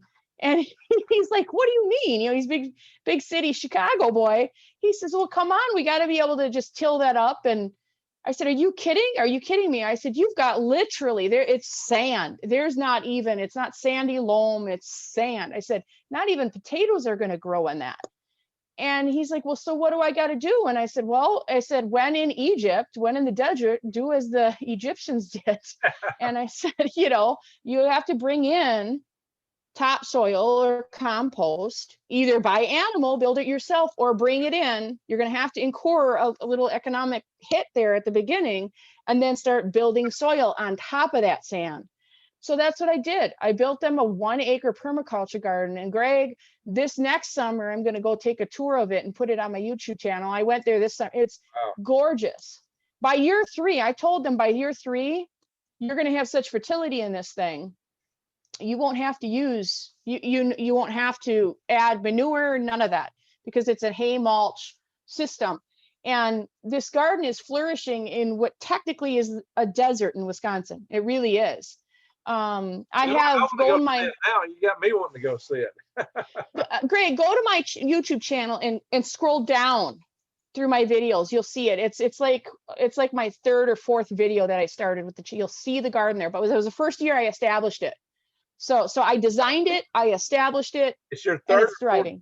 your very 3rd or 4th video you Yeah, produced. it's the 3rd or 4th video. It was the first year that I started my YouTube channel. Scrolling down, So I'll just pick sort by oldest first. Yes, yes, yeah. You'll see it. You'll know right away because it's this very desert-like arid. So, it's not because I live in the north that because the things we do, the way I garden here in the north with rich, thick soil is the same thing that you do in the desert. It's the same exact thing. There's no other different method. No, it's not a different method. Um, it's not, I don't want to say it's a one size fits all plan. There's some variations, of course, in the amount of time it takes to get things up and going, or how you do that if you live in a desert like area, but it works. And that's one of the things I really enjoy is designing those gardens like that, because that's fun. I get to have my artistic button and look at something. I drive, Greg. My mind is constantly, I drive through towns, I drive through the countryside, and my mind looks at places and I see it. I see the potential and the food and the plots that they could have, and it just kills me. I drive and see manure piles, and they're like brown gold to me. Right. We're not using them. We could, Stacy, we could grow enough food in the lawns of North America to feed 2 billion people. Absolutely. So we're told that we have too many people. We can't grow enough food. Oh, it's nonsense. We're told, It's nonsense. Nonsense. Exactly. We're told so much nonsense. It's not funny. But and this universal habitat concept, I'm gonna have to push that a little bit. But it's what I do with the worm farm. I'm providing basically soil through reprocessing manure, right. Plant matter, and things like that, turning into stuff that you can put directly in your garden. Yeah. And if you, and it's a little pricey, so you just may use it to enrich the soil you got or the compost you're already using. Right. But the key to growing any garden is a good compost level. So yeah, there's many ways that you might have saw the movie the Martian, where the guy basically growed potatoes using his own manure. but right. But that's kind of the way to go. So you don't want to do it too directly, but but yeah, Right. we can definitely do a lot. We can change this world, and we just got to wake the world up. There's so much we can do, Stacy. Right. And Right. so the hope is that we, I tell people the survival tribe, part of our, and I've said this in my videos on that part of our goal is, if it does hit the fan, is to stand up when it's over, shake it off, and build a better world. Better community. Absolutely. From the ashes, right? Yes. Hopefully we don't come to ashes, but if we do, if we're Right. ready, that's the goal. That's the dream, to be able to stand up and build a better world on the other side. Right. That's right. So that's the goal. First goal is to try to keep us out of it, and we can. And Right. the first prescription is repent. That's right. That's right. So don't say we're fear porn, but we are going to tell you to get ready and prepare yourself by all means. And Right. growing your own food is the most important thing you can do. But you need to store some because it's going to take you a while. Yeah. You take it from Stacy Zivicki. How long have you been growing and selling vegetables? I have been growing. Okay, so I've been gardening since I was a little girl. I used to be at my dad and my grandmother's knee in the garden. I mean, I've been growing forever and for years with my family. I hopped in. How long have you been running a market garden selling stuff? Oh, 10 to 12 years. 10 to 12 years. And, 12 years, but minimal that first couple years, and then 10 years ago. So the point is, after all these years of experience in gardening, you still buy food in the store. You just told me you buy bulk beans, rice, and things, milk, right? Dried milk. So even though I grow my own dry beans, I still do it. Why? And I explained this on a live feed I had last night. Like, even when I grow enough food for 2 to 3 years at a time, always. And why? Because you are never guaranteed a good yield. You're never guaranteed it. I have not this summer, not the summer before, but 3 summers ago, I grew literally over 6 tons or 3 tons of tomatoes. Okay, off a very small amount of property. The year after that, I had 3 bushels. Greg, 3 bushels. Yeah. We had 3 months of rain and storms, and it was just it was a travesty of a year. You never know. So you're never guaranteed, Weather, pest, animals, Right. I have had people literally tell me, Greg, all I got to do is stretch a stick in the sand, ground, and throw some seeds in. It's no problem. No, I've had no, I've had so many people comment on, oh, it's no problem, Greg. All I got to do is this. no, they're going to starve, Greg. They're going to starve. And I'll tell you why. Number one, you got 4 months before you have anything to eat, right? From the time you put that seed in the ground, you got 4 months, 4 months you got to wait. And regardless of what people say, Greg, you can't live off of spinach alone and lettuces and greens. You can't. True. You just can't. Those things grow quick and they're nice and they're a supplementary, quick, even microgreens, right? But you cannot sustain you can't sustain your life on them. Yeah, you gotta have proteins. You're gonna have to have some carbs. Right. So yeah, so beans, potatoes, and stuff like that. Right, right. Those things take time. And it took me, when I started growing for the CSA, my first year I did it, it's 10 years, I grew for 10 families. I wanted to start small. Greg, I grew on the coldest year that Wisconsin probably had in 20 years. The average temperature that summer was 55 degrees. Wow. I couldn't grow a bell pepper if you paid me $1 million to do it. I had like literally 12 bell peppers out of dozens of plants. It was horrible. You know It was what? because of the weather. Hey, the only bell peppers I can grow worth a hoot, I grow in my greenhouse. Yeah, yeah. I can grow So them. those things, but it took me 5 years to really dial things in. Took me 5 full years to dial things in. And even now, I'm still learning. I'm still adjusting.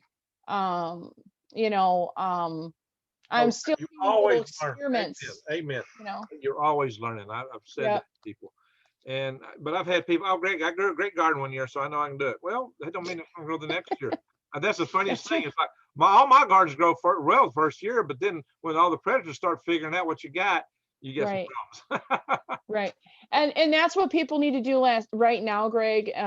We talk about the shelter, the water. Yes, it's all good, but like right now, this week, I know you work through True Life or True Seed. What is the seed company? True Leaf True Market. True Leaf Market you use, whether it's them or whoever your favorite company is in, get your orders in. There's no seed shortages. That's a fallacy. What there is distribution issues right now. There is Order shipping now while you problems. can get it, because there's going to be a big demand. Right. And I will have Right. a link below this video to True Leaf Market. So if you go to True Leaf Market and use my link, it'll help me to support my channel. I greatly That's appreciate right. it. And they got as good a deal as anybody, and you won't pay anything more for using my link. So Right. it's a Right. good way to help me in my channel.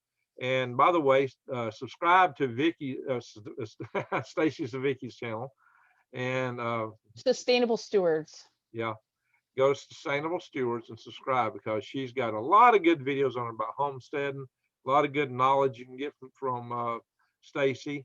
Hey, look, I just admire her for her character, for her just being tough as nails.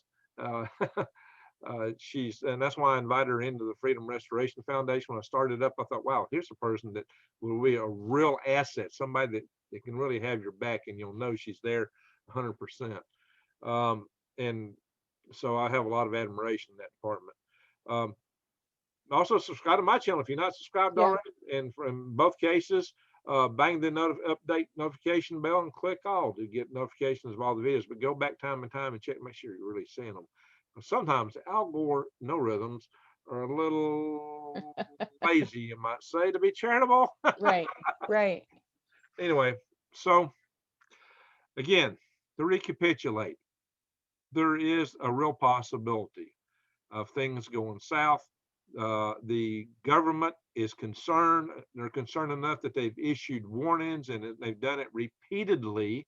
And it just came out again today from Elliott Abrams. This is not something that got said once. They have repeated it, and they've repeated it upon the biggest flotilla of shipment going from Iran to Venezuela right now that's ever happened. They have we've seen those 747 cargo aircraft fly in. Lord knows what they were carrying, and we know that Quds forces from Iran are in Venezuela. We know that all kind of military equipment is going there and training. So the concern is that they'll actually get ballistic missiles capable of hitting the United States.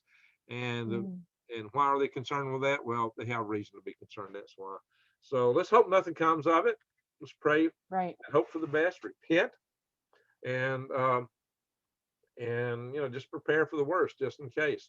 Because if it's not that, it can be one of a dozen other things that might bring our society to its knees. But Right. the fact that Stacy had this vision, she had it in the detail she had it, the way she had it, the things she saw just really grabbed my attention, my perspective from the fact, hey, I've been a long time student of military affairs and strategy, tactics, and I ran power grid defense conferences, and she would see these things just for me. The details she saw, the strategy, the things, the aspects of it, the timing is interesting, even just very interesting. Oh, by the way, I had a, Ford tractors and I have quite a history. When I was 2 years old, I got ran over by the back wheel of a Ford tractor. Oh. Right up, Ouch. came over here, and unfortunately, instead of getting my head, it rolled out over my shoulder. Oh my God. I still remember it. So, but I Were survived. you in soft, muddy dirt at the time? How did you even survive? I fell onto sand. Thank God. Those two things. That, in fact, when you're 2 years old, your bones are like plastic. Right. Right. My dad, so my uncle was at our house on a tractor, and he was about to leave, and I just jumped up to hug his neck, and he reached for me, and he slipped. He lost grip of me. He reached to grab me, and he jerked his foot off the brake when he did, and Yeah, the the tractor brake. lunged forward right over me. Dear God. My dad was on the verge of killing his brother, my uncle, at that point, probably, and he was mad. But fortunately, got the doctor. They thought I'd be crippled for life. Stacy, all I had was two little bruises about the size of a thumbnail. Amazing. And the doctor said if I had not been so young, I probably would have been crippled for life. Right. It would have Right. snapped my pelvis and But all the bones through there. I would have been nothing. that's a miracle. I don't care if you were little and two, that's a miracle. If people don't hear that story and believe in a creator and believe that that he has a hand on people's life, then I don't know. There's like no help for you, you know. But I survived what could have been a deadly encounter with a Ford tractor. Wow. Wow. If So people I knew wish how you heavy could- the tractors were, they would know how massive that story is. So I wish you good luck with your Ford tractor. Yeah, I'm looking. And I know specifically it's going to be older. We have to have a gas supply, and it's going to be older because them older ones worked back in the day. They used to do a lot of land with them older tractors. So we I like the keep old my eyes diesel open. stuff. I got a Kubota diesel. I call her my geisha mule. Kubota's a good tractor. My grandpa I has pull one. a lot of logs with it. So yeah, you can Hmm. pull logs. It's just a 20-horse tractor, but I have pulled a lot of logs. So you'd be surprised what that little tractor pull. Yeah, yeah, yeah. I pulled a couple really big logs too, and I lifted them up from my log barn. Although I had to get I had to get that tractor going as fast as I could to get that log jerk and get it going up all the ramp. So basically, I was flying that log at full speed, and I had to be able to know exactly when to hit the clutch. I hit some fender, Stacy, and Yeah. I would watch to see when that log was at just the right spot, so I'd hit the clutch where it go down and lay down just right. Because if you go too long, the end would fall in. And if you stop too soon, this end would fall in. And Yeah, my logs yeah. were only a couple foot longer than the total length of the cabin, so I didn't have any real margin. That was as long. I couldn't cut my logs any longer than that. About a little Sure. over 20 feet was all I could get. I was trying to get the maximum length of my barn, and so that's kind of what I Right. did do. And all that time, I only dropped two, so I did really well with that. But that Wow. was interesting. So Yeah. I wish I had my YouTube channel going back then. People got a kick out of watching me flying these logs and jerking them out of the ground. It was a whole lot like watching that Shelby guy that used to be on the swamp logger. It was more like that than anything else. Yeah, Greg, there's a reason women live longer than men. You're kind of talking about it now.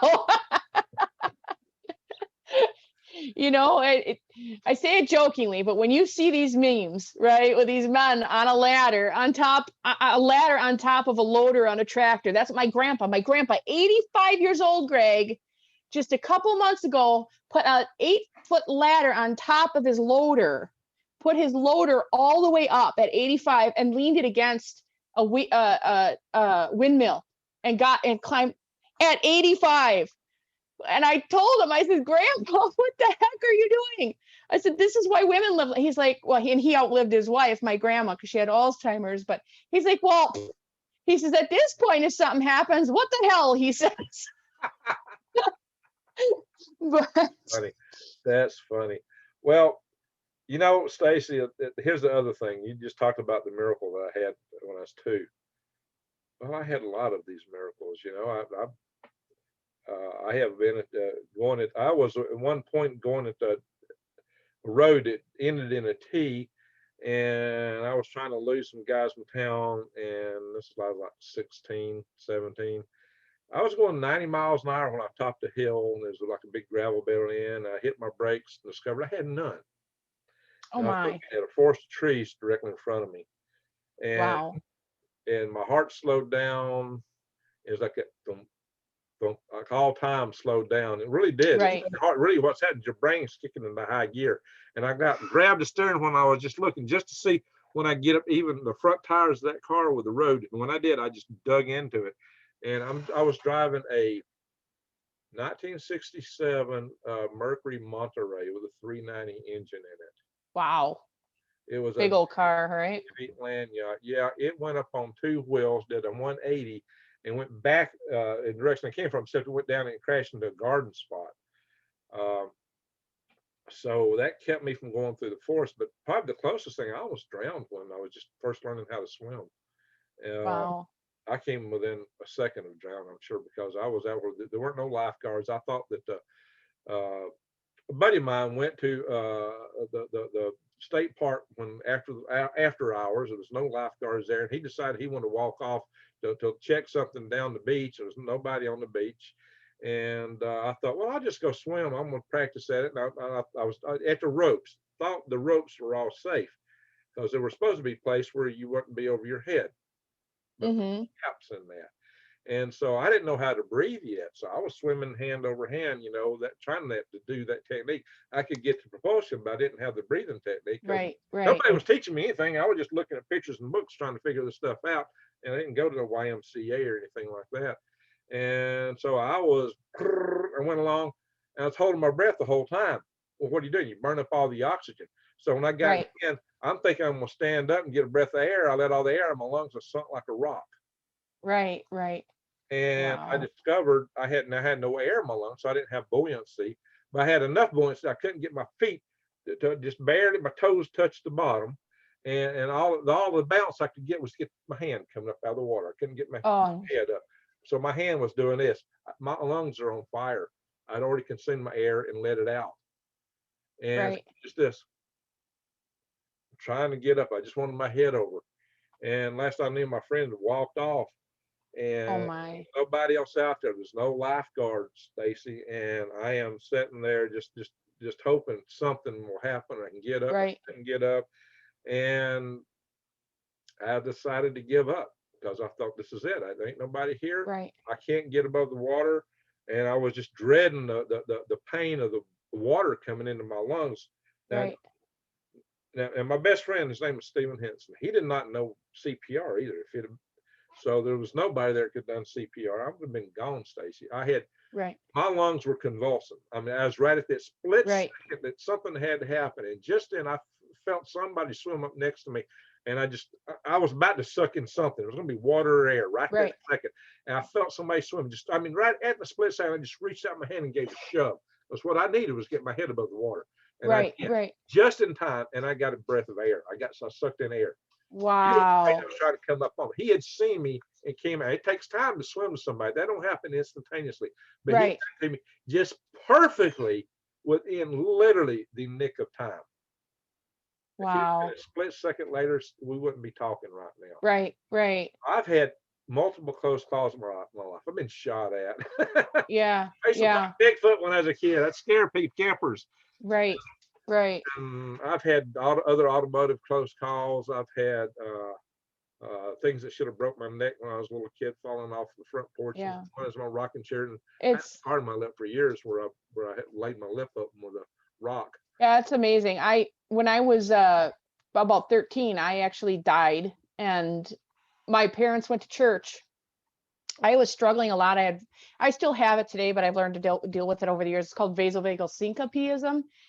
Long story short, it's low blood pressure. And when you're going through the years of puberty, it really affects you because there's all these body changes. And I remember my mom yelling at me because she thought I was just getting out of going to church. It was really cold that day. I knew I wasn't feeling good. They all went to church, and remember the movie The Never Ending Story? That came on with the commercials, by the way. So that came on the TV. And I remember laying on the couch thinking, oh, I'm so cold. And I was cold because my blood pressure was so low. I went to turn up the heat and I was out.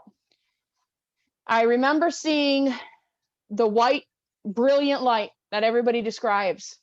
And I had this just desire to investigate and get closer. And the closer I got to it, I could see forms of people, like, shadows of people. And then I heard, Stacy, wake up. And I remember saying, no, I want to go. I want to see what this is. Then I heard in a more stern voice, daughter, wake up. And I remember saying, no. Then I heard it's kind of like Peter, the 3 times thing. It kept getting closer and closer. And the third time, it is not your time, wake up. And I was shook. I felt my body shaking. And I could feel hands on my shoulders shaking me awake.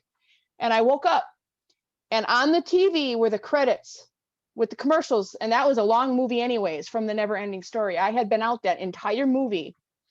And wow. I remember physically feeling the hands on my shoulders shaking me.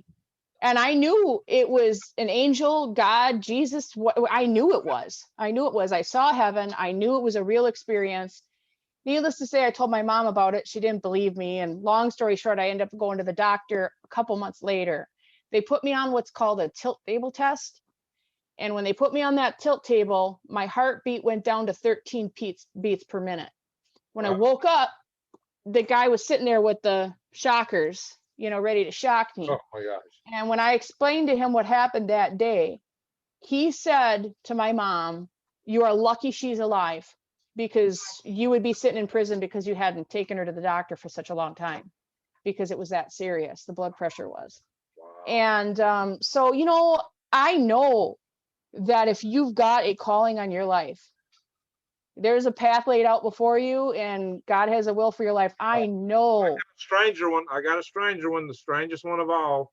I took my daughter, my youngest daughter, even after her and her mom got divorced. She stayed with me half time for quite a while, and I was taking her to school. Well, her mom moved way off down in the southeast Huntsville, and that was a long drive around and back into work for me. But I took her to school. I dropped her off, and I was on my way back to work. And I got to this intersection, and my light had changed. I looked up the road. There was a car way up the road, and so I didn't think that was just way up the road. So I started into the intersection. My light had changed, and I turned around, and I just something said, "Look." I turned around and looked, and right at my passenger window, this car, it was a yellow little sports car, was coming full speed. He hadn't even hit when they hit the brakes, they'll do this. He hadn't even hit the brakes. He was coming full speed right at my door. Now I'm in a van. I'm in a green van. That's what I was driving back then, a Dodge Caravan. So I got the rest of that van. It's got to clear this intersection. My mind's eye saw a wreck. It saw like the top of the van crushing, careening around, glass shattering, the sound, the shattering, everything. That's what was in my mind's eye. Right. I just looked straight ahead and gunned it, and I heard a pop, a loud pop, and I thought maybe the pop was from him hitting me, but I pulled through the intersection. I'm okay. I thought, what? How did I clear that? And I stopped on the other side. Well, he stopped down, he or she, whatever, stopped down on the other end, pulled over the same way, probably getting their breath back, because it looked like he was about to come in my door. I mean, not even on the backside, but I thought I was about to get T-boned hard because he was speeding. He was coming fast. I mean, he'd been up from the distance when I glanced up and saw him. And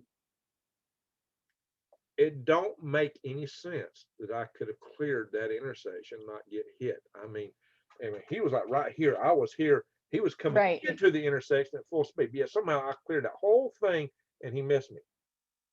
Yeah, like Now, time stood how did I still or go something for a second. on to fast enough to make that happen? Right. And how did he slow down enough to keep? I mean, he was at my door, not back here, but somehow all that happened. So Right. I thought, well, maybe he hit my bumper. Maybe that was a pop. And I went around and looked at my bumper. Well, all I saw was just a little bitty tiny scuff mark. It could have been from anything. Could have been from him, or it could have been from Right. anything else. And I just wondered, was that pop like an angel pushing me? What was it? What Yep. was the Yep. pop? What was the pop, Stacy? But Yeah. that really woke me up to a lot of things. What it made me really think that we have a multidimensional universe. But I explained in my Yeah. universe in a solo cup Mhm. analogy why that you would have to have that if God gave us free will, according Right. to physics as we understand them. Right. And I do believe God gave us free will. So he set this Absolutely. universe up in a multidimensional construct so that we Right. can exercise free will. But all the past and the future are coexistent Yes. simultaneously. Well, the Bible says that he's omnipresent, present, past, present, and future. He is Yeah. here and God, now. It's all the in one. entire multiverse, Yeah. with all its past and present, is a thing, like a solar cup. To us, it's Right. infinitely expansive. We can't even wrap our minds around it. But to God, it's an artifact. It's a thing. Right. And, Right. and he's outside looking at it. And so God is far more vast and powerful than most people Right. can imagine. But has to be to have created this, and it's a marvel. It's a marvel to consider. But It is. Yeah. um, that woke me up to that. But it also woke me up to several things. It's like, we've got some purpose. We've got some Absolutely. reason for being here, and it really touched me because you hadn't really told me until today that you knew that you were going to get in contact with somebody that knew how to use the platform to reach out to get your message out. Right. So that's what we're doing right here, right now. We're doing just that very thing. And I've been here talking to Power Grid Defense, and you had that vision, and we clicked on this. And so we're trying to get the word out to people. Now, we probably went a little bit long in this video. We probably need to cut it short. If we keep going, nobody's going to watch it. It's going to be so long. Yeah. Yeah. But This is what happens when we get together, Gray, but that's okay. That's okay. well, we just have so much to share, and I just appreciate what you bring to the table, Stacy. Your visions are remarkable, but your heart, your spirit, your courage, I admire all those things very much. Um, so I'm glad that your husband started reading the Bible, and he brought that into your family and your life, and you've definitely amplified on that and done great justice to it with the kind of visions you've had and the way you've shared them. So I hope people will take note of that. I think that means you and your husband are very fortunate to have each other, and you've got Yes. beautiful kids together. So Yeah. you've got a wonderful family. That's one of the most golden things you can have in this world. So my hat's off to you Right. and your family. And I wish you the very best. And you are a patriot. And that's like I said, that's why I brought you into the Freedom Restoration Foundation. So watchers, I will have links to our Facebook site below for the Freedom Restoration Foundation. Also, I'll have my little HAL5 address, HAL5 at space at AOL.com. You can write that, put freedom in the subject line or tribe. I do have the Freedom Restoration website, or I have a email set up, but I may change it because I think we're probably going to switch from .com to .org. So we can talk about that. I'm going to talk in a little bit. I'm going to call Jennifer to talk about setting some of this stuff up. So yeah, it's going to take a little time to get this compiled and loaded. But see, for the people who watch this stuff, this is, we spend a lot of time. I got a day job. I got YouTube channels. I've got Right. my garden, my worm farm. I'm a busy puppy. Right. So that's why I recruit volunteers. I get a vision. So I get people like Stacy come on, and we're working together to pull all these things together. It takes a little time. So if you have a little patience, I hope you do. And I apologize it's taken as much as it has. It kind of blows my mind that it has. But all things happen in due time. That suggests to me that we do have a little time, not much. So we got to get moving. So so I'll know that everybody's watched this point and say, Greg, we get the point that we need, well, you might not want to agree to that. So Greg, we get the point for what we need to do to survive. If you can just say that, I'll know you watched this point. And I hope I hope you take the points to heart that Stacy's laid out and that I've laid out for power grid defense. So just hang in there, my friends. And Stacy, hang Right. on a minute. We're going to end the video here. We'll chat a minute more. But everyone, I just want to say very heartily, thank you for watching.